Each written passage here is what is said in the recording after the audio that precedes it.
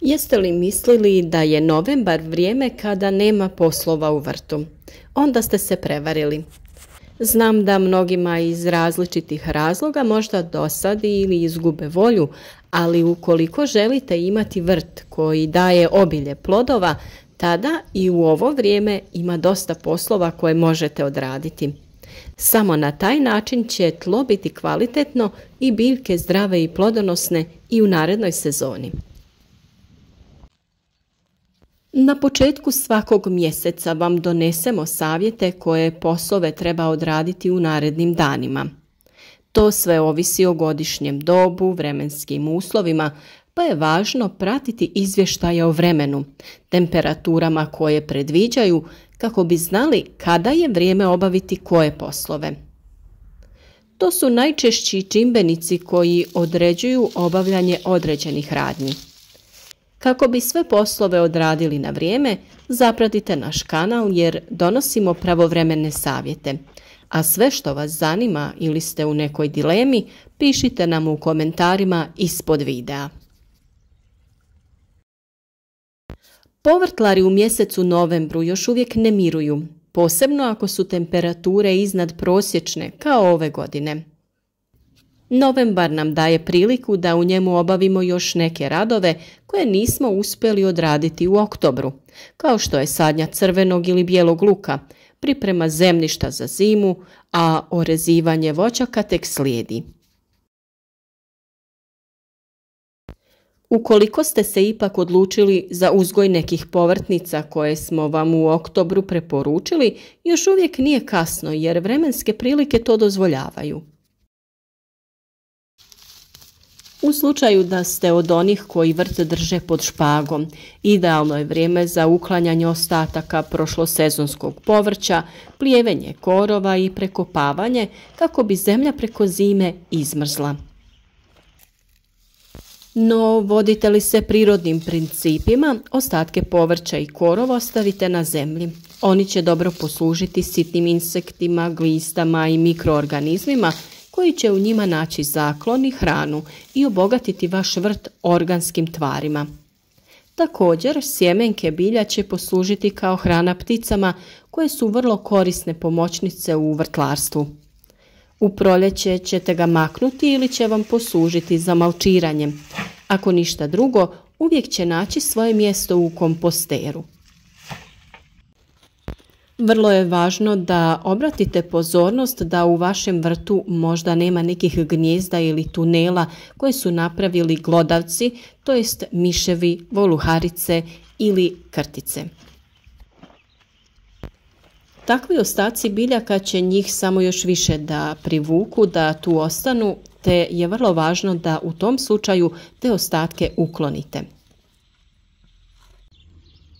A sa druge strane imamo životinje koje su nam vrlo korisne i koje želimo privući u naš vrt, a tu se radi o pticama. U vrtu im napravite hranilice i biti će zahvalne vam čitavu godinu. Naime, one će zimi tu imati izvor hrane i sklonište, a od proljeća će biti naši saveznici u borbi protiv štetnika. Kao pripremu za zimu, odnosno proljeće, zemlju kompletno možete malčirati. Ovoga mjeseca još uvijek možete posaditi crveni i bijeli luk koji će za berbu stići u proljeće. Ako niste stigli ranije, možete posijati i mrkvu i peršin, razne salate, špinat, blitvu, kopar, ali i grašak. O svim ovim biljkama imate posebne video savjete na našem kanalu te možete poslušati kakav je način uzgoja određene biljke tokom zime kako bi na proljeće bile što kvalitetnije. Prije sijanja i sadnje zemlju obogatite organskim hranjivom kao što je glistinac, humus ili peletirano hranjivo. Sada je i krajnje vrijeme da izvadite mrkvu, peršin, pastrnjak, ciklu i ostalo korijenasto povrće jer će nakon što zemlja smrzne to biti jako teško, a cikla će osim toga i da se smrzne.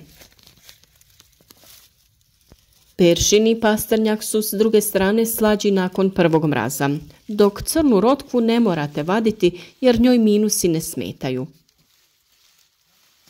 Problem koji smo već spomenuli mogu biti glodavci, pa u tom slučaju je važno da svo povrće izvadite iz zemlje, ali ukoliko se odlučite da ga ostavite ukoliko nemate takvih problema, onda možete sve te biljke da malčirate slamom, da ih dodatno zaštitite i one mogu tako da budu tu cijelu zimu, te da ih vadite i koristite na proljeće. Ukoliko vam je u vrtu ostalo još bundeva, pustite ih da ih spali prvi mraz.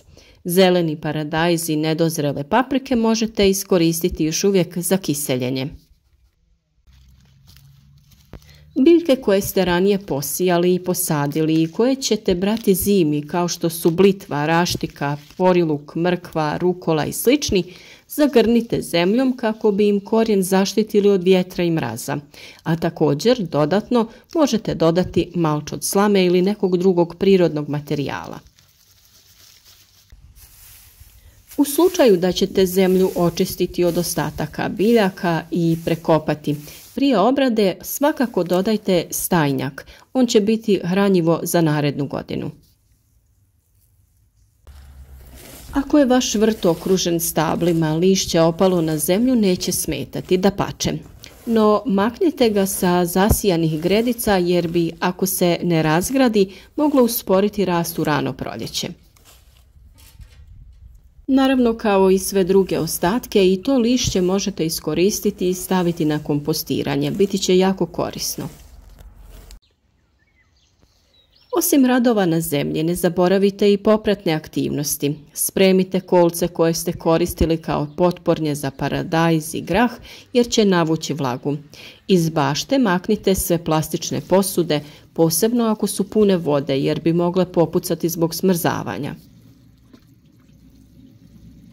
Nakon što obavite sve poslove možete dezinficirati alat. To možete učiniti sa alkoholom koji ćete koristiti da prebrišete već oprani alat, te nakon toga ponovno saprati vodom. Također možete napraviti rastvor od vode i sode bikarbone, te sa tim oprati ili prebrisati oprani alat. Na taj način ćete spriječiti zadržavanje gljivica i bakterija na alatu koje bi eventualno mogli prenijeti u zemlju u vrtu te zaraziti biljke. Ako ćete orezati grmove začinskog bilja kao što su žalfija, melisa, menta i druge višegodišnje biljke, i njih možete malčirati sa lišćem ili slamom kako ne bi izmrzli. Tlo je još uvijek toplo pa se stignu posaditi lukovice cvjetnica kako bi na proljeće imali šarene cvjetnjake koji će ukrašavati vašu okućnicu. Lukovice i precvalo jednogodišnje cvijeće sada vadimo iz zemlje. Lukovice očistimo, ostavimo da se prosuše i čuvamo ih za sadnju u proljeće na tamnom i suhom mjestu.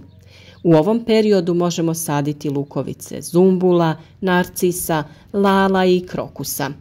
Nakon sadnje ove lukovice prezimljavaju i cvjetaju u proljeće. Kod sadnje lukovica također obratite pažnju na prisutstvo zemljišnih štetočina, posebno voluharica i miševa. Da bi zaštitili lukovice, potrebno je ispod lukovica postaviti mrežu, namjensku mrežastu korpu ili posuti sitne komadiće stakla. Dubina sadnje je različita i uslovljena je kvalitetom zemljišta i veličinom lukovica.